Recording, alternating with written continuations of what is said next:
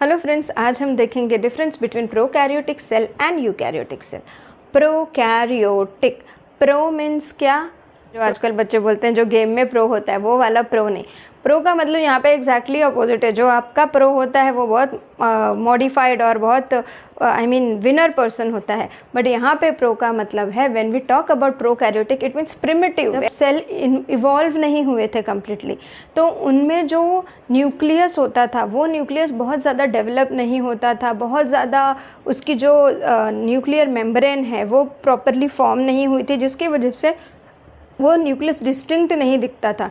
कुछ तो भी अंदर उसके न्यूक्लियर मटेरियल प्रेजेंट होता था, बट उसको जो एक डेफिनेट शेप मिलता है न्यूक्लियर मेम्ब्रेन की वजह से वो नहीं था प्रोकैरियोट में।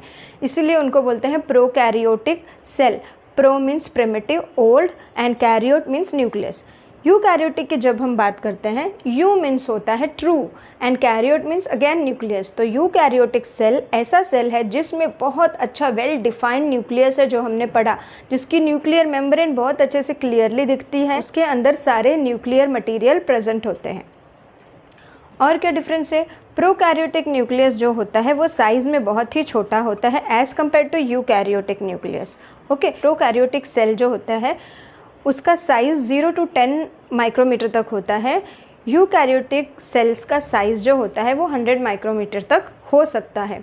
ओके, प्रोकैरियोटिक सेल के जब हम बात करते हैं तो जनरली हम प्लांट सेल के बारे में बात करते हैं, और यूकैरियोटिक सेल मतलब एनिमल सेल।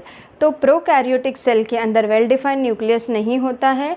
इसके साथ ही प्रोकैरियोटिक में वैक्यूल्स का साइज़ बहुत बड़ा होता है, और किसी किसी प्रोकैरियोटिक सेल में वैक्यूल इतना बड़ा होता है कि वो न्यूक्लियस को साइड में पुश कर देता है और वैक्यूल सेंट्रली प्लेस्ड हो जाता है।